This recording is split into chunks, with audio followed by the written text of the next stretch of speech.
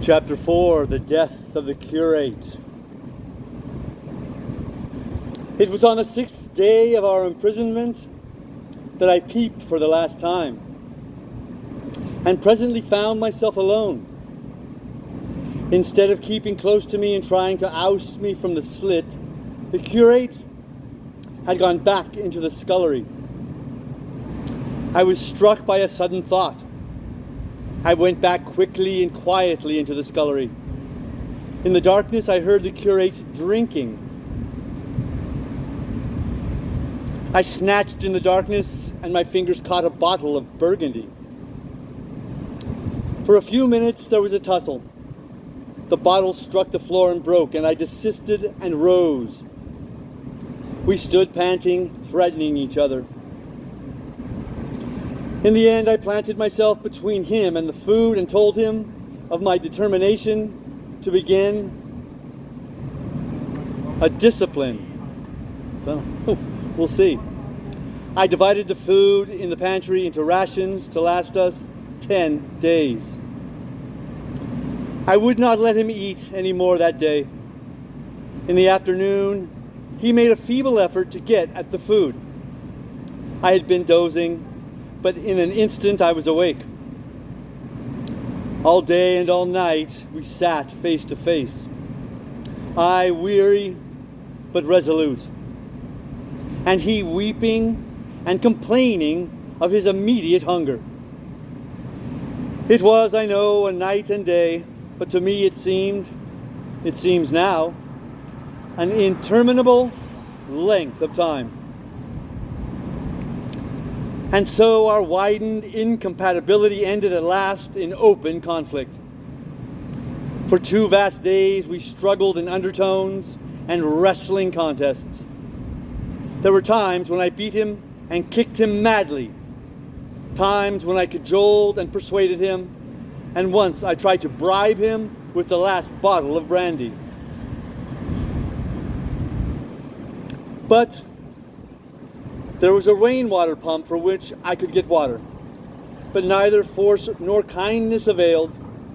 He was indeed beyond reason. He would neither desist from his attacks on the food nor from his noisy babbling to himself. The rudimentary precautions to keep our imprisonment endurable he would not observe.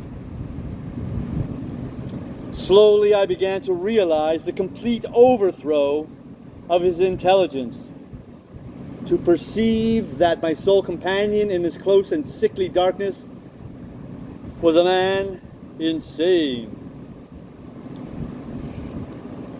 From certain vague memories, I am inclined to think my own mind wandered at times. I had strange and hideous dreams whenever I slept. It sounded paradoxical, but I am inclined to think that the weakness and insanity of the curate warned me, braced me, and kept me a sane man. On the 8th day, he began to talk aloud instead of whispering, and nothing I could do would moderate his speech. It is just, oh God, he would say over and over again. It is just. On me and mine be the punishment laid.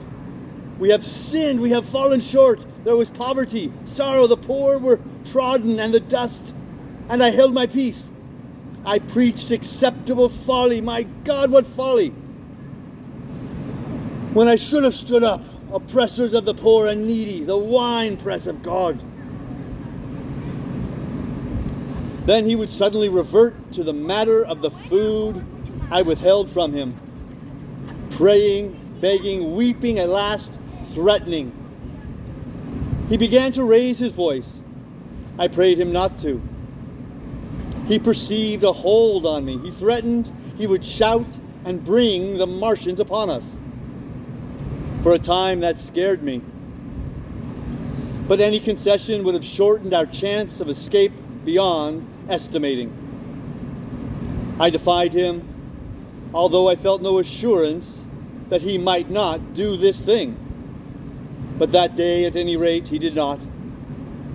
He talked with his voice rising slowly, through the greater part of the 8th and 9th days. Threats, entreaties mingled with a torrent of half-sane and always frothy repentance for his vacant sham of God's service, such as made me pity him.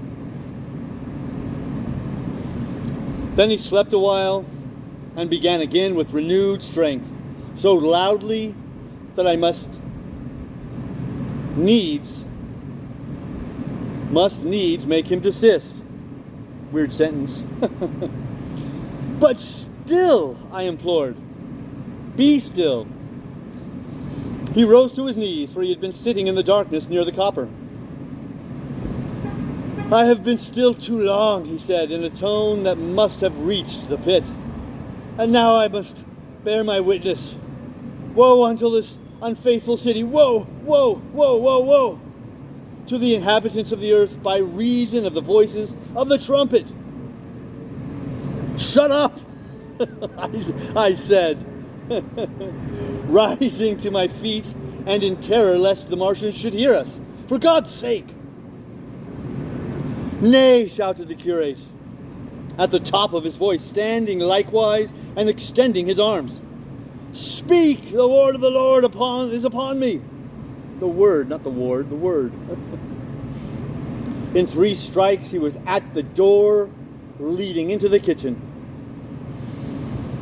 I must bear the witness, I go. It has already been too long delayed.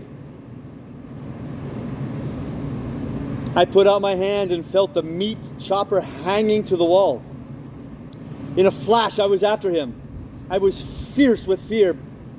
Before he was halfway across the kitchen, I had overtaken him. With one last touch of humanity, I turned the blade back and struck him with the butt. He went headlong forward and lay stretched on the ground. I stumbled over him and stood panting. He lay still. Suddenly I heard a noise without. The run and smash of slipping plaster, and the triangular aperture in the wall was darkened. I looked up and saw the lower surface of a handling machine coming slowly across the hole. One of its gripping limbs curled, and amid the debris, another limb appeared, feeling its way over the fallen beams. I stood petrified, staring. Then I saw, through a sort of glass plate near the edge of the body, the face, as we may call it, and the large eyes of a Martian peering. And then a long metallic snake of tentacle came feeling slowly through the hole. I turned by an effort, stumbled over the curate, and stopped at the scullery door. The tentacle was now some way, 2 yards or more, in the room, and twisting and turning with queer, sudden movements this way and that. For a while I stood fascinated by that slow, fitful advance. Then with a faint, hoarse cry, I forced myself across the scullery. I trembled violently. I could scarcely stand upright.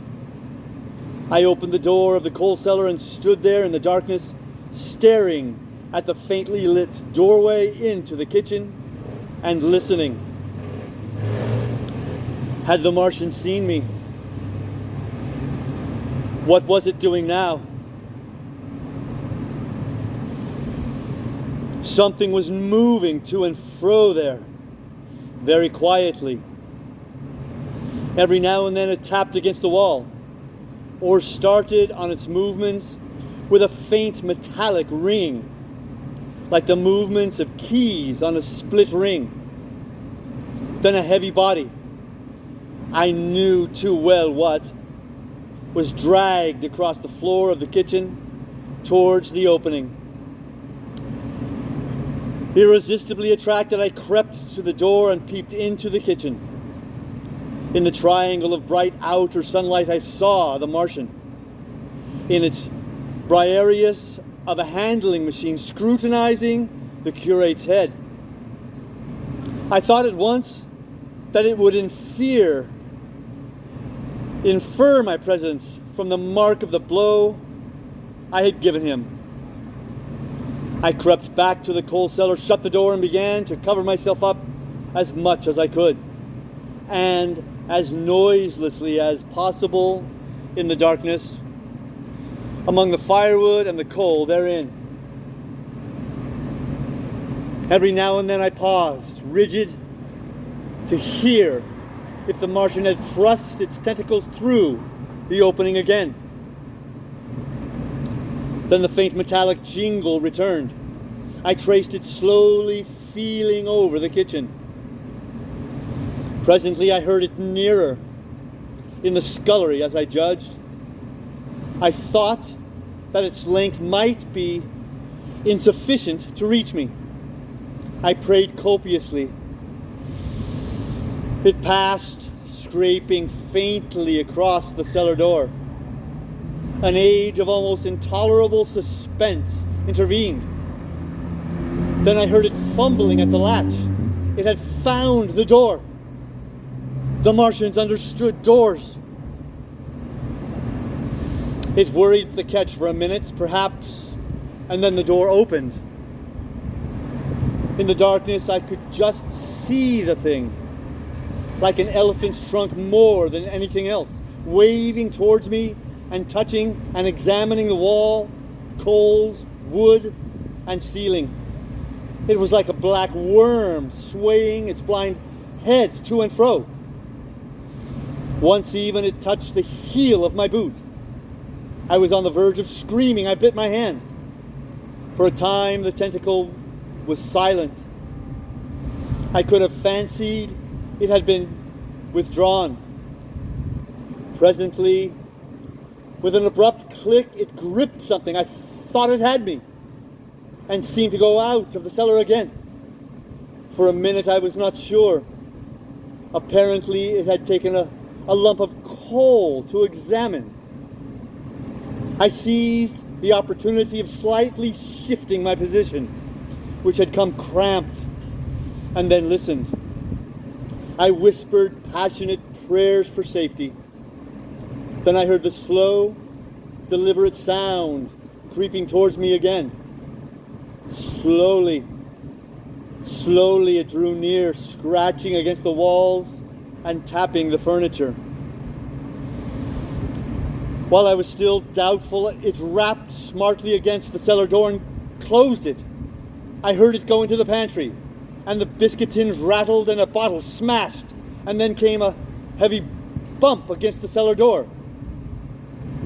Then silence that passed into an infinity of suspense. Had it gone? At last I decided that it had. It came into the scullery no more, but I lay all the 10th day in the close darkness, buried among coals and firewood, not daring even to crawl out for the drink for which I craved. It was the 11th day before I ventured so far from my security